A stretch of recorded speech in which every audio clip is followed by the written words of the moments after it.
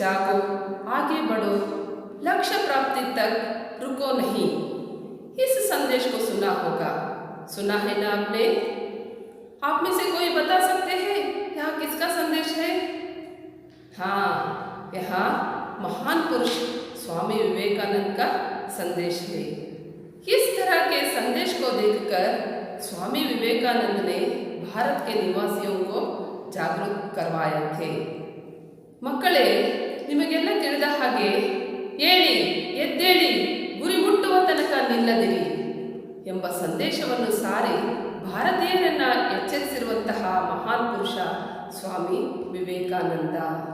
ಹಾಗಾದರೆ ಈಗ ನಾವು 9ನೇ ತರಗತಿಯ 3ನೇ ಪಾಠವಾಗಿರುವಂತಹ स्वामी विवेकानंद ಈ ಪಾಠದ ಬಗ್ಗೆ ತಿಳಿದುಕೊಳ್ಳೋಣ। सबसे पहले कवि का आशय को हम लोग देखेंगे। भारत देश में जन्मे अनेक महान व्यक्तियों ने भारत की कीर्ति विदेशों में फैलाई। ऐसे व्यक्तियों में से एक है स्वामी विवेकानंद। इस पाठ में उनकी महानता के परिचय के साथ देश प्रेम की प्रेरणा भी प्राप्त कर सकते हैं। बच्चों, आप लोग समझते हैं कि भारत एक पुण्य भूमि है। इस भूमि में अनेक महान पुरुषों का जन्म हुआ है, जैसे महात्मा गांधी जी, लाल बहादुर शास्त्री जी, रविंद्रनाथ टैगोर, सुभाष चंद्र। ऐसे अनेक महान पुरुषों ने भारत की कीर्ति को विदेशों में फैलाए हैं। वैसे ही एक महान पुरुष स्वामी विवेकानंद भारत की धर्म, तत्व और संस्कृति को विदेशों में अपने भाषण के जरिए फैलाकर भारत की कीर्ति को बढ़ाए हैं। तो इस पाठ के जरिए हम लोगों ने स्वामी विवेकानंद का महानता और उनके देश प्रेम के बारे में जानकारी प्राप्त करेंगे। भारत के इतिहास में स्वामी विवेकानंद का नाम अमर है। इस वीर सन्यासी ने देश विदेश में भ्रमण कर भारतीय धर्म और दर्शन का प्रसार किया था तथा समाज सेवा का नया मार्ग दिखाया। भारत के इतिहास में स्वामी विवेकानंद का नाम अमर है। अमर, ना मिटने वाला। ಭಾರತದ ಇತಿಹಾಸದಲ್ಲಿ ಎಂದಿಗೂ ಅಳಿಸಲಾಗದೇ ಇರುವಂತಹ ಹೆಸರು ಸ್ವಾಮಿ ವಿವೇಕಾನಂದ ಇವರದು। इस वीर सन्यासी ने देश विदेश में भ्रमण कर भारतीय धर्म और दर्शन का प्रसार किया। इस वीर सन्यासी ने देश विदेश में भ्रमण करना, घूमना, जर्नी, भ्रमण करके भारत के संस्कृति, यहाँ के आचार विचार, धर्म और तत्व को प्रसार किया तथा समाज सेवा का नया मार्ग दिखाया। जिस तरह हम लोगों ने दुखी और दलित लोगों का सेवा करना चाहिए, समाज का सेवा किस तरह करना चाहिए, इसके बारे में इन्होंने भारतीयों को सेवा मनोभाव को इस पाठ के जरिए दिखाए हैं। स्वामी विवेकानंद का जन्म 12 जनवरी 1863 को कलकत्ते के एक कायस्थ घराने में हुआ था। उनके बचपन का नाम नरेंद्र देव था। उनके पिता श्री विश्वनाथ दत्ता एक प्रतिष्ठित वकील थे। उनकी माता श्रीमती भुवनेश्वरी देवी धर्मपरायणा महिला थी। स्वामी विवेकानंद का जन्म, ऐसे महापुरुष स्वामी विवेकानंद का जन्म 12 जनवरी 1863 को कलकत्ते के एक कायस्थ घराने में हुआ था। कायस्थ इसका मतलब है ब्राह्मण समाज में पंडित लोग जो रहते हैं ना, ऐसे एक उत्तम कुल को कायस्थ कहते हैं। ऐसे कायस्थ घराने में विवेकानंद का जन्म 12 जनवरी 1863 को हुआ था। उनके बचपन का नाम था नरेंद्र देव। ಇವರ ಬಾಲ್ಯದ ಹೆಸರು ನರೇಂದ್ರ ದೇವ ಎಂದು ಆಗಿತ್ತು। उनके पिता श्री विश्वनाथ दत्ता एक प्रतिष्ठित वकील थे। इनके पिता का नाम था श्री विश्वनाथ दत्ता। इन्होंने एक प्रतिष्ठित मीन्स प्रसिद्ध, फेमस, एक प्रतिष्ठित वकील थे, लॉयर थे। उनकी माता श्रीमती भुवनेश्वरी देवी धर्मपरायणा महिला थी। माता का नाम था श्रीमती भुवनेश्वरी देवी। भुवनेश्वरी देवी धर्मपरायण महिला थी। धर्मपरायणा इसका मतलब है धर्म को पालन करने वाली, यानी पूजा पाठ करने वाली एक सच्चरित्र सुशीला महिला थी। बालक नरेंद्र का शरीर स्वस्थ, सुडौल और सुंदरता। बचपन में बालक नरेंद्र का शरीर स्वस्थ मीन्स ಆರೋಗ್ಯವಂತರಾಗಿದ್ರು. ಸುಡೌಲ್ ಮೀನ್ಸ್ ಸುಂದರ ಆಕಾರವಾಲ, ಹ್ಯಾಂಡ್ಸಮ್, ಇವರು ಹ್ಯಾಂಡ್ಸಮ್ ಆಗಿದ್ರು. ಜೊತೆಗೆ ಸುಂದರ್ಥ, ಗುಡ್ ಲುಕಿಂಗ್, ನೋಡ್ಲಿಕ್ಕೆ ತುಂಬಾ ಸುಂದರವಾಗಿದ್ದರು. कुश्ती लड़ने, दौड़ लगाने, घुड़सवारी करने और तैरने में उन्हें बड़ा आनंद मिलता था। स्वामी विवेकानंद का हॉबीज इस तरह थे कि कुश्ती लड़ना, दौड़ लगाना मीन्स रनिंग रेस, घुड़सवारी हॉर्स राइडिंग और तैरना मीन्स स्विमिंग में इनको बहुत ही रुचि थी और इस तरह खेलते हुए उन्हें आनंद मिलता था। वे संगीत एवं खेलकूद की प्रतियोगिताओं में भी भाग लिया करते थे। स्वामी विवेकानंद ने खेलकूद ही नहीं बल्कि संगीत में भी इनको बहुत ही रुचि थी। नरेंद्र आरंभ से ही पढ़ाई लिखाई में बड़े तेज थे। ಬಾಲ್ಯದಿಂದಲೂ ಸಹ ನರೇಂದ್ರರು ಓದಿನಲ್ಲಿ ಸದಾ ಮುಂದೆ ಇರ್ತಾ ಇದ್ರು. वे अपने स्कूल में सर्वप्रथम रहा करते थे। स्कूल में पढ़ाई में नरेंद्र सर्वप्रथम रहते थे, अव्वल रहते थे। एंट्रेंस परीक्षा में भी वे प्रथम श्रेणी में उत्तीर्ण हुए थे। एंट्रेंस परीक्षा में भी इन्होंने प्रथम श्रेणी फर्स्ट क्लास प्रथम श्रेणी में उत्तीर्ण हुए थे। बीए की परीक्षा पास करने के बाद उन्होंने कानून का अध्ययन प्रारंभ किया।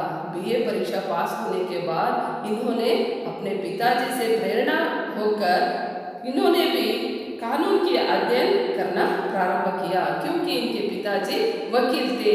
स्वामी विवेकानंद भी वकील बनना चाहते थे, इस कारण से कानून की अध्ययन प्रारंभ किया। इसी बीच में उनके पिता का देहांत हो गया। जब स्वामी विवेकानंद कानून का अध्ययन प्रारंभ किया, इसके बीच में इनका पिता ವಿಶ್ವನಾಥ ದತ್ತ का ದೇಹಾಂತ हो गया। ಕಾನೂನಿನ ಅಧ್ಯಯನವನ್ನು ಪ್ರಾರಂಭ ಮಾಡಿದ ಕೆಲವು ದಿನಗಳಲ್ಲಿ ಇವರ ತಂದೆ ವಿಶ್ವನಾಥ ದತ್ತರು ಸ್ವರ್ಗವಾಸರಾದರು। देहांत होना, मर जाना। अध्ययन काल में उनकी रुचि व्याख्यान देने और विचारों के आदान प्रदान करने में थी। जब स्वामी विवेकानंद अध्ययन करते थे, पढ़ते थे, उस समय इनकी ज़्यादा से ज़्यादा रुचि मीन्स इंटरेस्ट व्याख्यान देना, भाषण देना। स्कूल और कॉलेजों में सदा इन्होंने व्याख्यान देने के लिए अव्वल रहते थे। साथ ही विचारों के आदान प्रदान करने में थी और इनकी रुचि विचारों को, जो भी अपने मन में विचार आते थे, इस विचार को अपने दोस्तों के साथ बांटकर लेन देन करते थे। इसका मतलब है डिस्कशन करते थे। इसी कारण उन्होंने अपने कॉलेज में एक व्याख्यान समिति बनाई थी। विषयों को व्याख्यान करना और आदान प्रदान करने में विवेकानंद की रुचि थी, इस कारण से इन्होंने कॉलेज में एक व्याख्यान समिति भी बना रखे थे और कई प्रतियोगिताओं का आयोजन भी किया था। अनेक प्रतियोगिता मीन्स कार्यक्रमों का आयोजन भी इन्होंने किए थे। पाश्चात्य विज्ञान तथा दर्शन का भी उन्होंने अध्ययन किया था। सिर्फ भारत का तत्वज्ञान ही नहीं बल्कि पाश्चात्य विज्ञान का भी विवेकानंद ने अध्ययन किए थे। किशोरावस्था से ही नरेंद्र दार्शनिक एवं धार्मिक विचारों में तल्लीन रहते थे। ಬಾಲ್ಯದಿಂದಲೂ ಸಹ ನರೇಂದ್ರರಿಗೆ ದಾರ್ಶನಿಕ ಅಂದರೆ ತತ್ವಜ್ಞಾನ, ಬ್ರಹ್ಮಜ್ಞಾನದ ಬಗ್ಗೆ, ಆಧ್ಯಾತ್ಮದ ಬಗ್ಗೆ ತುಂಬ ಆಸಕ್ತಿ ಇತ್ತು। ಧಾರ್ಮಿಕ ವಿಚಾರವೇ ತಲ್ಲಿನ रहते थे। ಧರ್ಮದ ವಿಚಾರಗಳಲ್ಲಿ ಸದಾ ಕಾಲ ಇವರು ತೊಡಗಿರ್ತಾ ಇದ್ರು। ತಮ್ಮಲ್ಲೇ ತಾವು ಪ್ರಶ್ನೆಗಳನ್ನು ಅವರು ಹಾಕೊಂಡು ಅದನ್ನು ಹುಡುಕ್ತಾ ಇದ್ರು। ಆ ಪ್ರಶ್ನೆಗಳಿಗೆ ಉತ್ತರವನ್ನು ಇವರು ಹುಡುಕ್ತಾ ಇದ್ರು। एक दिन नरेंद्र रामकृष्ण परमहंस के पास पहुँचे। यहाँ पर बच्चों मैंने थोड़ा रामकृष्ण परमहंस के बारे में तुम्हें बताती हूँ। ರಾಮಕೃಷ್ಣ ಪರಮಹಂಸರು ಹಿಂದೆ ದಕ್ಷಿಣೇಶ್ವರ ಅಂತಕ್ಕಂತಹ ಒಂದು ಪ್ರದೇಶದಲ್ಲಿ ಕಾಳಿ ಮಂದಿರವಿತ್ತು। ಈ ಕಾಳಿ ಮಂದಿರದಲ್ಲಿ ಇವರು ಒಬ್ಬ ಪೂಜಾರಿಯಾಗಿ ಕಾಳಿಯ ಆರಾಧ್ಯ ದೈವರಾಗಿದ್ದರು।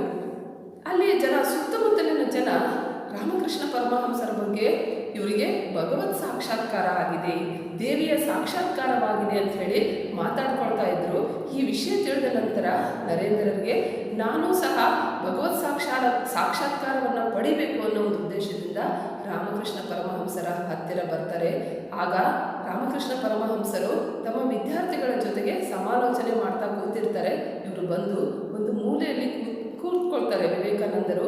ವಿವೇಕಾನಂದರ ಮುಖದರ್ಶನವನ್ನು ನೋಡಿದ ತಕ್ಷಣ ಸ್ವಾಮಿ ರಾಮಕೃಷ್ಣ ಪರಮಹಂಸರಿಗೆ ಎಲ್ಲೋ ಹಿಂದೆ ನಾನು ಇವನನ್ನು ನೋಡಿದ್ದೆ ಅಂತಕ್ಕಂತಹ ನೆನಪು ಮರಕಳಿಸಿ ಸ್ವಾಮಿ ವಿವೇಕಾನಂದರನ್ನು ಕರೆದುಬಿಟ್ಟು मैंने तुम्हें पहले से ही परिचय है, मुझे इस तरह के बातचीत करते हैं।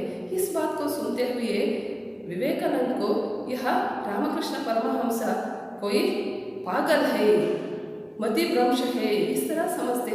ನಾನು ಯಾವತ್ತೂ ಇವರನ್ನು ಭೇಟಿನೇ ಆಗಿಲ್ಲ, ನಾನು ಹಿಂದೆನೇ ನಿನ್ನನ್ನು ನೋಡಿದ್ದೀನಿ ಅಂತ ಹೇಳಿ ಇವ್ರು ಮಾತಾಡ್ತಾ ಇದ್ದಾರಲ್ಲ, ಇವರಿಗೆ ಎಲ್ಲೋ ಬುದ್ಧಿ ಭ್ರಾಂತು, ಇವರಿಗೆ ಮತಿಭ್ರಮಣೆಯಾಗಿದೆ ಅಂತ ಹೇಳಿ ತಿಳ್ಕೊಳ್ತಾರೆ. ಆಮೇಲೆ ಕ್ರಮೇಣ ರಾಮಕೃಷ್ಣ ಪರಮಹಂಸರ ಸಾನ್ನಿಧ್ಯದಲ್ಲಿ ಇವರಿಗೆ ಹಲವಾರು ತತ್ವಜ್ಞಾನದ ಬಗ್ಗೆ, ಧರ್ಮದ ಬಗ್ಗೆ ಉದ್ಭವವಾಗುವಂತಹ ಪ್ರಶ್ನೆಗಳನ್ನು ಕೇಳಿ ಅವರಿಂದ ಉತ್ತರವನ್ನು ಪಡೀತಾ ಹೋಗ್ತಾರೆ.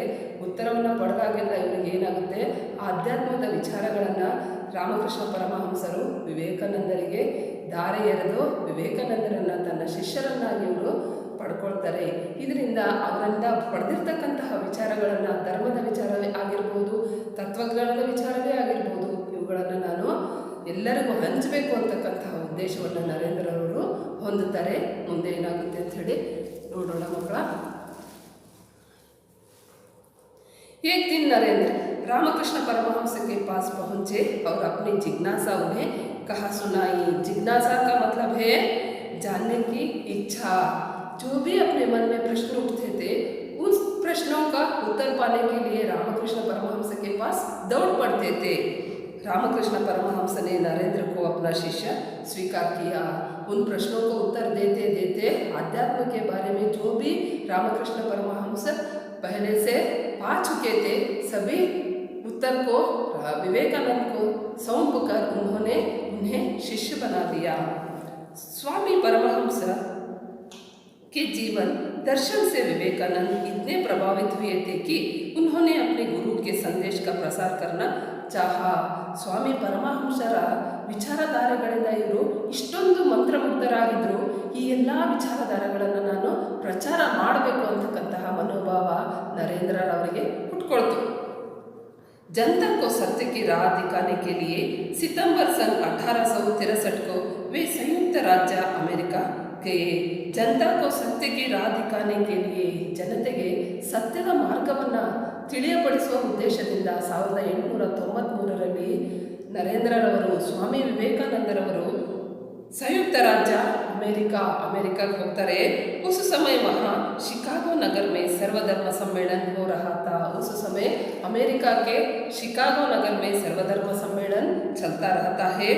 इस महासभा में विवेकानंद ने भारतीय धर्म और तत्वज्ञान पर भाषण दिया। ಈ ಸರ್ವಧರ್ಮ ಸಮ್ಮೇಳನಕ್ಕೆ ಹೋಗಿದ ತಕ್ಷಣ ಮೊದಲಿಗೆ ವಿವೇಕಾನಂದರು ನಾನು ಮೊದಲೇ ಭಾಷಣವನ್ನು ಮಾಡಲಿಕ್ಕೆ ಆಗಲ್ಲ, ನಾನು ತಯಾರಿ ಮಾಡಿಕೊಂಡಿಲ್ಲ ಅಂಥೇಳಿ ಮನಸ್ಸಲ್ಲಿ ಅಂದ್ಕೊಂಡು ಯಾರು ಈ ಕಾರ್ಯಕ್ರಮವನ್ನು ಆಯೋಜಿಸಿದ್ರು ಅವರ ಬಳಿ ಹೋಗಿ ನನಗೆ ಕೊನೆಯ ಸರದಿಯಲ್ಲಿ ನೀವು ಭಾಷಣ ಮಾಡಲಿಕ್ಕೆ ಅವಕಾಶ ಮಾಡಿಕೊಡಿ ಅಂಥೇಳಿ ಕೇಳ್ಕೊಳ್ತಾರೆ. ಹಾಗೆಯೇ ಕೊನೆಯ ಬಾರಿ ಇವರು ಭಾಷಣ ಮಾಡಲಿಕ್ಕೆ ಅಂಥೇಳಿ ಸ್ಟೇಜ್ ಮೇಲೆ ಬಂದ ಮೇಲೆ ಹೇಳ್ತಾರೆ ನೋಡಿ, इस महासभा में विवेकानंद ने भारतीय धर्म और तत्वज्ञान पर भाषण दिया। अमेरिका के जो लोग वहाँ पर इकट्ठे हुए थे उनको देखते ही स्वामी विवेकानंद ने सबसे पहले इस तरह का वाक्य कहते हैं, हे मेरे अमेरिका के प्यारे भाइयों और बहनों। ಈ ಶಬ್ದವನ್ನು ಕೇಳಿದ ತಕ್ಷಣ, ಈ ವಾಕ್ಯವನ್ನು ಕೇಳಿದ ತಕ್ಷಣ ಅಲ್ಲಿ ಸೇರಿರ್ತಕ್ಕಂಥ ಜನರೆಲ್ಲರೂ ಮುಗ್ಧರಾಗ್ತಾರೆ. ಎಲ್ಲರೂ ತಲ್ಲೀನರಾಗಿ ಅವರ ಭಾಷಣವನ್ನು ಕೇಳಲಿಕ್ಕೆ ಪ್ರಾರಂಭ ಮಾಡ್ತಾರೆ. ಅಲ್ಲಿ ವಿವೇಕಾನಂದರು ಭಾರತದ ಧರ್ಮ ಮತ್ತು ತತ್ವಜ್ಞಾನದ ಬಗ್ಗೆ ಭಾಷಣವನ್ನು ಮಾಡ್ತಾರೆ. उनका भाषण बड़ा गंभीर एवं हृदय स्पर्शी था। विवेकानंद का भाषण बहुत ही गंभीर, मुग्ध और हृदय स्पर्शी, हृदय को छूने वाला भाषण था। उनकी वाणी सुनकर श्रोतागण मुग्ध हो गए। इनके भाषण को, इनकी वाणी का मतलब है ध्वनि, इनके भाषण को सुनते हुए जितने भी लोग वहाँ पर इकट्ठे हुए थे सब लोग मुग्ध हो गए। ಎಲ್ಲರೂ ಶಾಂತರಾಗಿ कुत्ಕೊಂಡ್ರು। कुछ समय तक वे अमेरिका में ही रहे और अपने भाषणों द्वारा लोगों को त्याग और संयम का पाठ पढ़ाया। सर्वधर्म सम्मेलन के बाद स्वामी विवेकानंद ने कुछ समय तक अमेरिका में ही रहे और वहाँ के लोगों को अपने भाषणों द्वारा सत्य, त्याग और संयम का पाठ पढ़ाया। इसके बाद वे इंग्लैंड और स्विट्जरलैंड भी गए और वहाँ उन्होंने सत्य और धर्म का प्रसार कर भारत के गौरव को बढ़ाया। इसके बाद उन्होंने इंग्लैंड और स्विट्जरलैंड को भी गए, वहाँ उन्होंने सत्य और धर्म के बारे में प्रसार किया, प्रसार करके भारत के गौरव को बढ़ाया। ಅಂದರೆ ಇದರ ನಂತರ ಇಂಗ್ಲೆಂಡ್ ಮತ್ತು ಸ್ವಿಟ್ಜರ್ಲೆಂಡ್ಗೂ ಸಹ ಇವರು ತೆರಳಿ ಅಲ್ಲಿ ಸತ್ಯ ಮತ್ತು ಭಾರತದ ಧರ್ಮದ ಬಗ್ಗೆ ಇವರು ಪ್ರಚಾರವನ್ನು ಮಾಡ್ತಾರೆ। ಇದರಿಂದ ಭಾರತದ ಗೌರವವನ್ನು ಇವರು ಎಲ್ಲ ಕಡೆನೂ ಸಹ ಹರಡ್ತಾರೆ। अनेक विदेशी स्वामी जी के शिष्य बन गए। इनके भाषण से प्रेरित होकर अनेक विदेशी स्वामी जी ने इनके शिष्य बन गए। ಇವರ ಭಾಷಣದಿಂದ ಪ್ರೇರಿತರಾಗಿಬಿಟ್ಟು ಹಲವಾರು ವಿದೇಶಿ ಸ್ವಾಮಿಗಳು ಸಹ ಇವರ ಅನುಯಾಯಿಗಳಾಗಲಿಕ್ಕೆ ಇಷ್ಟಪಡ್ತಾರೆ। उनमें से कुमारी मार्गरेट एलिजाबेथ का नाम उल्लेखनीय है। उनमें से एक महिला भी थी, उसका नाम है कुमारी मार्गरेट एलिजाबेथ। ಹಲವಾರು ಸ್ವಾಮಿಗಳು ಇವರನ್ನು ಅನುಯಾಯಿಗಳನ್ನಾಗಿ ಸ್ವೀಕಾರ ಮಾಡಿಕೊಳ್ಳಲಿಕ್ಕೆ ಕೇಳ್ಕೊಳ್ತಾರೆ।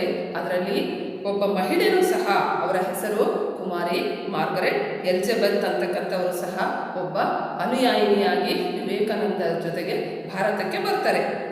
जो स्वामी जी की अनुयायिनी बनकर सिस्टर निवेदिता के नाम से संसार में प्रसिद्ध हुए।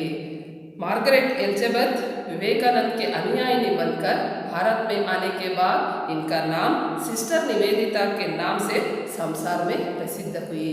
ಇವರು ಸ್ವಾಮಿ ವಿವೇಕಾನಂದರ ಅನುಯಾಯಿಗಳಾಗಿ ಭಾರತಕ್ಕೆ ಬಂದ ನಂತರ ಮಾರ್ಗರೆಟ್ ಎಲಿಜಬೆತ್ನಿಂದ ಸಿಸ್ಟರ್ ನಿವೇದಿತಾ ಅಂಥೇಳಿ ಹೆಸರನ್ನು ರೂಪಾಂತರಗೊಳಿಸಿ ಹಲವಾರು ವರ್ಷ ಇವರು ಭಾರತದಲ್ಲೇ ದಿನಗಳನ್ನು ಕಳೆದರು ಅಂಥೇಳಿ ನಮಗೆ ತಿಳಿದು ಬರುತ್ತೆ ಮಕ್ಕಳ।